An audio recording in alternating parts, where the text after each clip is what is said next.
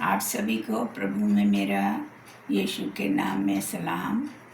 और मैं परमेश्वर को धन्यवाद देती हूँ कि उसने पुनः मुझे ये मौका दिया कि मैं आपके साथ कुछ विषयों पर परमेश्वर के वचन पर से बातचीत कर सकूँ। आइए हम पहले प्रार्थना में चलते हैं। धन्यवाद प्रभु जी, धन्यवाद के साथ आपके चरणों में आते हैं। हम धन्यवादित हैं प्यारे प्रभु जी कि आपने ये मौका फिर से दिया कि हम तेरे चरणों में बैठ सके और प्रभु तेरे वचनों से कुछ सीख सके। और प्यारे प्रभु हम तुझसे विनती करते हैं ये वचन जो लोग भी सुनते हैं उन्हें भी आप आशीषित करें और इस वचन की गहराई को वो समझने पाए। इसके लिए आप हम लोगों को बुद्धि और समझ से परिपूर्ण करें। यीशु हम आपसे विनती करते हैं आप हम लोगों को हमेशा सचेत रखें। हमेशा हम प्रभु तेरे वचन को पढ़ने वाले हों, न केवल पढ़ने वाले हों पर उसको मनन करने वाले हों और उसकी वचनों के अनुसार अपना जीवन निर्वाह करने वाले हों। हम लोगों को हर एक बातों में प्रभु आप हम लोग की अगुवाई करें ताकि प्रभु जैसा आप हम लोगों के जीवनों से चाहते हैं वैसा हम करने पाए। सारी महिमा यीशु आपको मिले। आपके पवित्र नाम से मांगते हैं, सुनिए और ग्रहण करिए, आमीन। आज जिस विषय पर हम लोग चर्चा करने वाले हैं वो है जागते रहो।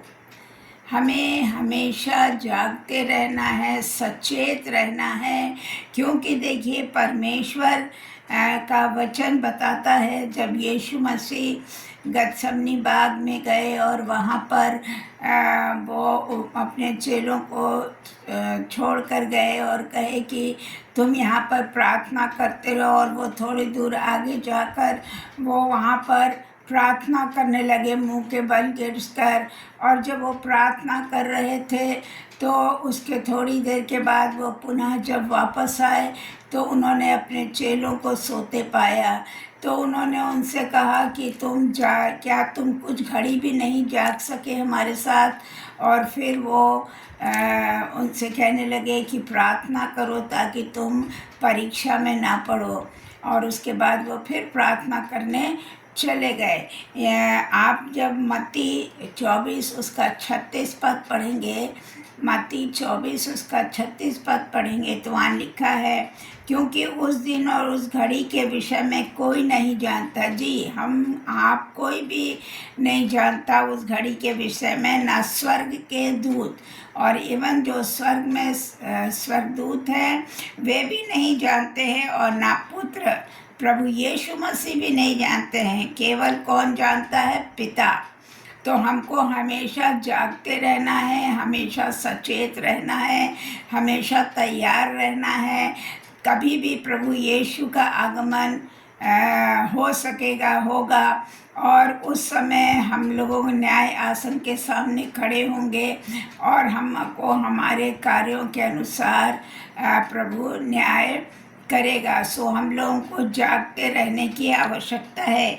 अगर आप इसी मत्ती 24 के आप 42 पद को पढ़े, मत्ती 24 के 42 पद को आप पढ़े तो वहाँ स्पष्ट लिखा हुआ है, इसलिए जागते रहो क्योंकि तुम नहीं जानते कि तुम्हारा प्रभु किस दिन आएगा। कब आएगा उसका कोई आने का समय निश्चित नहीं है। वो कभी भी किसी भी दिन किसी भी समय वो आएगा। और 44 पद में लिखा हुआ है, इसलिए तुम भी तैयार रहो। हमको आपको सबको तैयार रहने की ज़रूरत है ताकि हम उस न्याय आसन के सामने खड़े होने योग्य हो सके।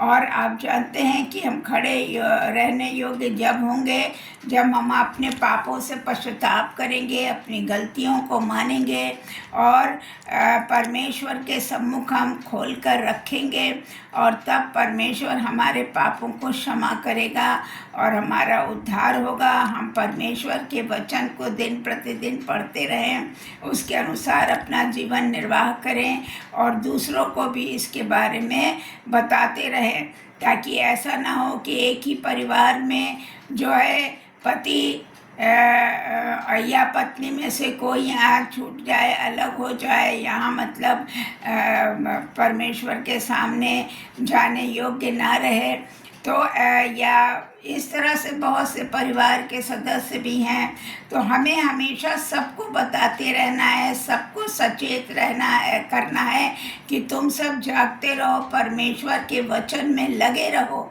और परमेश्वर के वचन को नित्य पढ़ो और परमेश्वर के आगे अपने सारे दिलों का हाल रखो। और 44 पद में लिखा है, इसलिए तुम तैयार रहो, क्योंकि जिस घड़ी के विषय में तुम सोचते भी नहीं, उसी घड़ी मनुष्य का पुत्र आ जाएगा। मनुष्य का पुत्र मतलब यीशु मसीह आ जाएगा। अगर आप मत्ती 26 का 41 पद पढ़े, मत्ती 26 का 41 पद, वहाँ लिखा है, जागते रहो और साथ ही साथ प्रार्थना करते रहो। हमें प्रार्थना करने की भी आवश्यकता है। जो नेक्स्ट विषय हम अलग लेंगे वो है प्रार्थना करने के संबंध में, जिसे हम आगे उस प्रार्थना करने के विषय पर चर्चा करेंगे कि तुम परीक्षा में ना पड़ो। मतलब अगर हम जागते रहेंगे, आप देखिए जब आप जागते रहेंगे तो अगर चोर आपके यहाँ आता है तो आप तुरंत उठ के आवाज़ और ये सारी चीज़ें जब होंगी, या आपको उसके चलने की आवाज़ सुनाई देगी या कुछ चीज़, तो आप तुरंत जाग जाएंगे, चाहे वो चोर हो या कहीं बिल्ली हो या कुछ भी खड़खड़ आवाज़ होगी, आप तुरंत जाग जाते हैं। तो इसलिए हम लोगों को तुरंत जागने की आवश्यकता है, तुरंत जागृत होने की ज़रूरत है। हमेशा हमें जगे रहने की आवश्यकता है ताकि हम परीक्षा में न पड़े, किसी भी तरह की परीक्षा में न पड़े। चोरी है, व्यभिचार है, या लोगों की बदनामी करना है, या लोगों से झूठ बोलना है, या परमेश्वर पवित्र आत्मा के खिलाफ में बातें करना, ऐसा कोई भी कार्य हमें नहीं करना। हमें हमेशा जागते रहना, हमेशा सचेत रहना है। आत्मा, परमेश्वर ही कह रही यीशु कि आत्मा तो तुम्हारी तैयार है परंतु शरीर दुर्बल है। पर तुम शरीर, क्योंकि तुम तुरंत क्या हो जाते हो, प्रलोभन में पड़ जाते हो, तुम तुरंत आजमाइश में पड़ जाते हो। सो प्रभु ये हम लोगों को निर्देशित कर रहे हैं कि तुम्हारी आत्मा तैयार है पर तुम्हारा शरीर दुर्बल है, और दुर्बल होने की वजह से शैतान हमें जल्दी फंसा लेता है और वो हमसे तरह तरह के पापों को कराने की कोशिश करता है। अगर आप मरकुस को पढ़ें, मरकुस उसका 13:5-7, तो वहाँ पर लिखा हुआ है, यीशु ने अपने चेलों से कहा, चौकस रहो कि कोई तुम्हें ना भरमाए। आपने सुना होगा कि अब किस तरह से लोग आएंगे और कहेंगे कि मैं ही यीशु मसीह हूँ, मैं ही परमेश्वर हूँ। तो पर यहाँ पर वचन हमें बताता है कि हमें उन पर विश्वास करने की ज़रूरत नहीं है। वो अपने आप को कुछ भी कहें, लेकिन हमें उनके, और वो ये भी कहेंगे मैं ही वही हूँ, मैं वही हूँ और मैं ही परमेश्वर हूँ, इस तरह की बातें वो कहेंगे। और बहुत लोग उनके भरमाने में आ जाएंगे, बहुत लोग उनके भरमाने में आ जाएंगे। 7वें पद में इस प्रकार लिखा है, जब तुम लड़ाइयाँ और लड़ाइयों की चर्चा सुनो। अभी आप देख रहे हैं, वर्तमान समय में आप देख सकते हैं कैसा एक देश दूसरे देश पर लड़ाई कर रहा है, चढ़ाई कर रहा है, बमबारी कर रहा है, उनका विनाश पहुंचा, उनको विनाश की ओर लेके जा रहा है। तो ये प्रभु परमेश्वर की ये पहले से ही वो बता रहा है कि जब तुम लड़ाइयों और लड़ाइयों की चर्चा सुनो तो मत घबराना, क्योंकि उसका होना अवश्य है। हाँ, प्रभु ने देखिए ये भविष्यवाणी की है कि ये सारी चीज़ें अंतिम समय में होगी, परंतु उस समय अंत ना होगा। लेकिन अभी आगे चल के और भी चीज़ें हम लोगों के सामने आएंगी, और हमको बिल्कुल डगमगाना नहीं है, बिल्कुल परेशान नहीं होना है, केवल अपने परमेश्वर पर दृढ़ विश्वास रखना है। और आप कैसे रखेंगे? जब हमेशा आप सचेत रहेंगे और जागते रहेंगे। 8वें पद में इस प्रकार लिखा है, क्योंकि जाति पर जाति, आप देखिए आप देख रहे हैं कि कैसे आपस में ही हम लोग जाति को लेकर एक दूसरे का नुकसान पहुंचाने पे लगे हैं। हम इमारतों को तोड़ रहे हैं, जबकि वो शायद समझ से परे है उनके कि परमेश्वर जो है ना किसी मंदिर में रहता, ना किसी मस्जिद में रहता, ना किसी गिरजाघर में रहता। क्यों? क्योंकि हमारा हर एक व्यक्ति का जो हृदय है वो परमेश्वर का मंदिर है, और उस मंदिर में ही परमेश्वर निवास करता है, ना कि उन पत्थर के और ईंटों के बने हुए मंदिर, मस्जिद और गिरजाघर में होता। तो अगर वो उसको तोड़ते हैं तो शायद उनकी समझ से ये परे हो जाता है। लेकिन हम लोगों को उसका विरोध नहीं करने की जरूरत है। राज्य पर राज्य चढ़ाई करेंगे। आप देख रहे हैं किस तरह से लड़ाइयाँ हो रही है। एक राज्य दूसरे राज्य को नीचा और छोटा दिखाने का प्रयास कर रहा है। हर कहीं भूकंप होंगे। देखिए आपके सामने है अभी किस तरह से भूकंप आया, कितना नुकसान हुआ। 7.9 का जो भूकंप आया, तो इसी तरह से ये भविष्यवाणी है कि इस तरह के भूकंप आएंगे अंतिम समय में, और इनको देखकर हमें ये समझना है कि परमेश्वर का आना निकट है। और अकाल पड़ेंगे, साथ ही साथ अकाल भी पड़ेगा। यह तो पीड़ाओं का प्रारंभ होगा, और इसी तरह से हमारे ऊपर पीड़ाएं बढ़ती चली जाएंगी। क्योंकि ये हम नहीं कह रहे हैं, ये हमारा पवित्र शास्त्र बाइबल बताता है कि इस तरह की चीज़ें होंगी। तो हमें जागते रहना है, सचेत रहना है, और भी परमेश्वर को पहचानने के लिए पवित्र शास्त्र को मंथन कर लेना है। क्योंकि आप देखिए लोग क्या करते हैं, बाइबल छीन लेते हैं। उनको तो आप बाइबल छीन लेते हैं, कोई बात नहीं, पर परमेश्वर का वो वचन हमारे हृदयों में वास करना चाहिए। उस वचन को आप इतना स्मरण कर लीजिए। जैसे आप शरबत बनाते हो, शरबत बनाकर आप उसमें चीनी और नींबू जो भी मिला के पीते हैं, आप उसे पीते हैं, उसी तरह से आपको इस वचन को भी अपने हृदय में पी लेना है और स्मरण कर लेना है, ताकि बाइबल अगर आपसे छीन भी ली जाए तो आपके पास परमेश्वर का वचन आपके साथ हमेशा रहे। अगर आप पहला पत्रस उसका 5 और 8 देखें, तो वहाँ भी देखिए ये लिखा है, सचेत रहो और जागते रहो। जी, बार बार परमेश्वर हमें बोल रहा है, भाई अभी भी सचेत हो जाओ, अभी भी जाग जाओ। इतने भूकंप आ रहे हैं, इतनी अकाल पड़ने की अवस्था आ रही है, इतना लोगों पर पीड़ाएं एक दूसरे पे हो रही हैं, एक देश दूसरे देश पे चढ़ाई हो रहा है, एक दूसरे के खून के प्यासे हो रहे हैं। तो ऐसे में तुम सचेत हो जाओ और ये जान लो कि अंतिम समय आने ही वाला है। इसलिए हमें अपने आप को तैयार रखने की ज़रूरत है, क्योंकि तुम्हारा विरोधी शैतान, और ये कौन कराता है? ये शैतान कराता है। वो हम लोगों के हृदयों में डालता है गरजने वाले सिंह के समान। वो हमेशा खोजता रहता है, कहते ना कि वो छुपा बैठा रहता है। जब उसको मौका मिलता है तुरंत हमारे दिमाग में वो अपनी कार्रवाई शुरू कर देता है।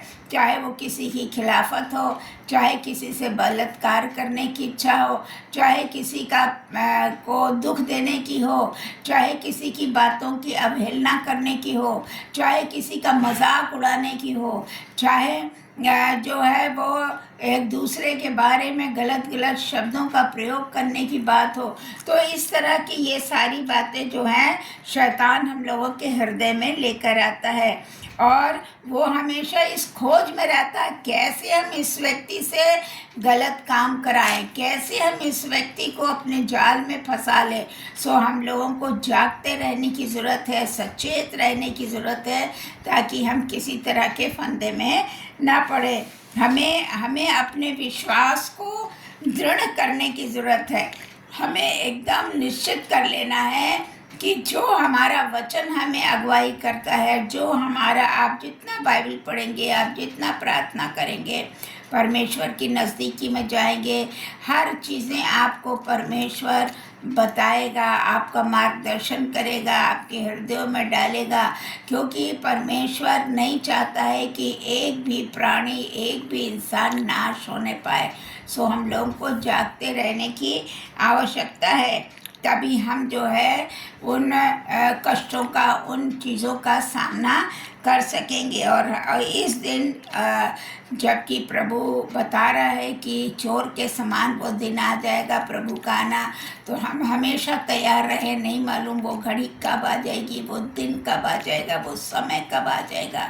तो हमें निरंतर जागृत रहना है, जागते रहना है, सचेत रहना है और परमेश्वर की आज्ञा के अनुसार उसके वचन को पढ़ना, उसे मनन करना है और उसके अनुसार अपने जीवन का निर्वाह करना। अगर कोई आपके सामने आजमाइश आती है तो आप पहले उस पर विचार करें, क्या मुझे ये बोलना उचित है, क्या मेरी जीभ इस बात को बोले, क्या मेरा मुख इस बात को बोले जिससे दूसरे को नुकसान पहुँचे, जिससे दूसरे की बुराई होती हो, जिससे दूसरे की बदनामी होती हो, या क्या हम ऐसे कृत्य करें जो कि व्यभिचार हो, पर स्त्री गमन, पर पुरुष गमन, इस तरह की बहुत सारी चीज़ें हैं।